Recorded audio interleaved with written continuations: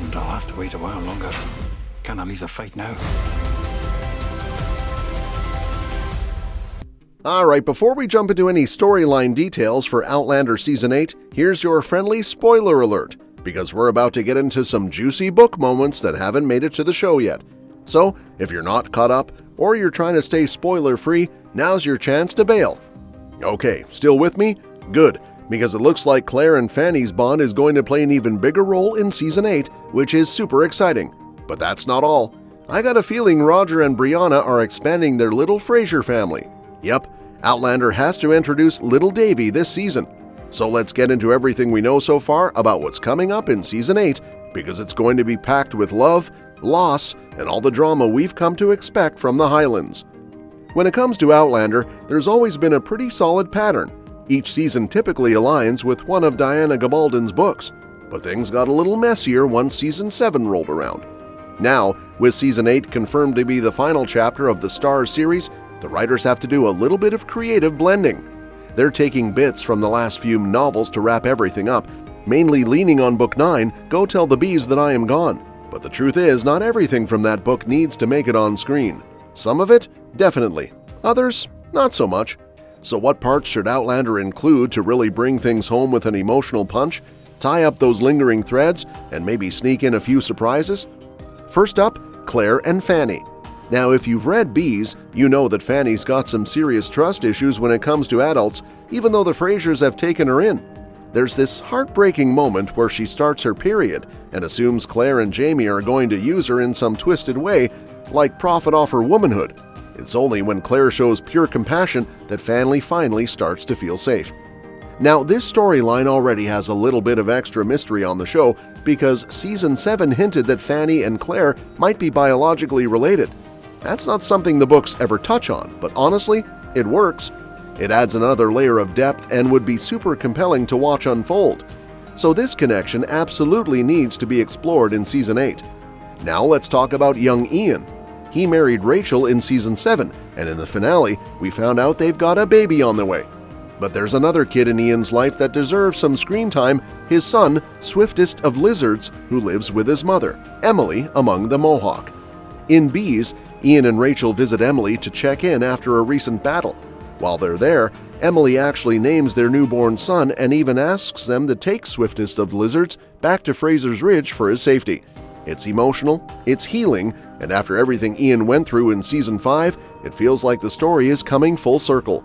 So leaving this out? Definitely not an option.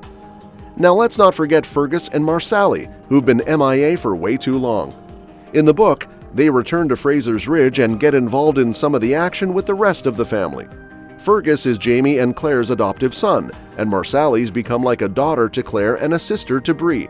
They're both fan favorites, and honestly it would feel incomplete if they didn't make a comeback in the final season. Plus, it'd be a great way to reconnect the whole Fraser clan before everything wraps up. One of the cooler aspects of the Outlander books is how much they expand the whole time travel mythos. We know about Master Raymond and Comte Saint-Germain, but here's a twist. Captain Richardson, the guy who warned John Grey about Claire, is also a time traveler. In Bees, Brianna figures out that Richardson is tied to the men who've been threatening her in the 20th century, basically connecting dots across time. The TV version gives us Rob Cameron as the main modern-day villain, but mixing in Richardson's true identity could make things a lot juicier. It also deepens the whole time travel conspiracy vibe, which the show could use more of. That said, Bree and Roger have already had 2 kids, but in Bees they welcome a third, David, aka Davy. Here's where it gets interesting. Davy doesn't have the time travel gene. That might not seem like a big deal at first, but considering the Frasers and Mackenzies have used time travel to escape danger in the past, this changes everything. With Davy stuck in the 18th century, it raises the stakes for everyone. They can't just run back to the future if things get messy during the Revolution, so it's a must-have plot point for Season 8. No way they're skipping this one. And although we all know Claire's a skilled healer, in Bees, she takes it to the next level. She delivers twins, and one of them seems stillborn.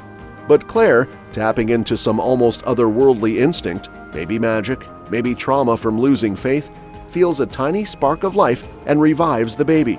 It's a powerful moment, not just because she saves the child, but because it ties back to her own grief. Given how Season 7 teased Claire's feelings about losing faith, this moment could be reworked beautifully as a mirror or even a flashback. Either way, it's something the show should lean into hard. Now this one's huge. In Bees, Jamie dies during a battle at Grandfather Mountain. Claire is devastated, obviously, but she doesn't give up. She finds his body, uses that same spark of healing power, and brings him back. This is a total full circle moment. We've watched Claire patch Jamie up for years, but this time it's practically resurrection. If the show's going to end with a bang, and with Claire fully stepping into this mystical healer role, this is the way to do it.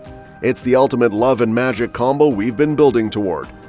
By the end of Season 7, Bree and Roger were talking about what's next. In Bees, they decide to head back through the stones and rejoin Claire and Jamie in 1779. It's a much-needed reunion, especially with everything going on. And just imagine Bree showing up with books from the 20th century again. Watching Jamie read something like The Lord of the Rings? Pure gold. Not essential to the plot maybe, but what a fun Easter egg moment that would be. Season 7 already hinted that the war was coming. Jamie left the army to be with Claire, but he knew it wouldn't be the end of things. In Bees, the revolution arrives at their doorstep, literally. Jamie's forced to fight again to defend his land and family. What gives Jamie a slight advantage this time is Brianna's 20th century knowledge, specifically from one of Frank Randall's textbooks. This little detail is already in the show. Remember Bree reading Frank's book in Season 7? So they're clearly setting the stage for Jamie to use that info in battle. Lastly, let's talk about Bree and William. Season 7 dropped the bombshell that William knows Jamie is his dad, and in Bees, he starts slowly coming to terms with that. While he bonds with Jamie, it's his dynamic with Brianna that's surprisingly heartwarming. Neither of them ever had a sibling before, so watching them figure out how to be brother and sister is honestly kind of adorable. And if the show adds in more about Faith Fraser, as it hinted it might, then there's even more emotional material to unpack. A bunch of lost and found siblings trying to understand what family really means? That's the kind of rich storytelling Season 8 needs. So with just 10 episodes left, Outlander Season 8 has a lot of ground to cover, but by choosing the right moments, from Claire's healing miracles and time travel twists to family reunions and revolutionary war battles, it can give fans an unforgettable send-off. There's room for magic, heartbreak, closure, and even a few cheeky Easter eggs. If they stick the landing, it could be the most satisfying season yet. And that's what we have to say about Season. Thanks for watching, and we'll see you in the next one. Outlander has been an incredible chapter of our lives. And we can't wait to bring the last season to you guys. And we hope that we do you proud, and we are very, very grateful. So thank you.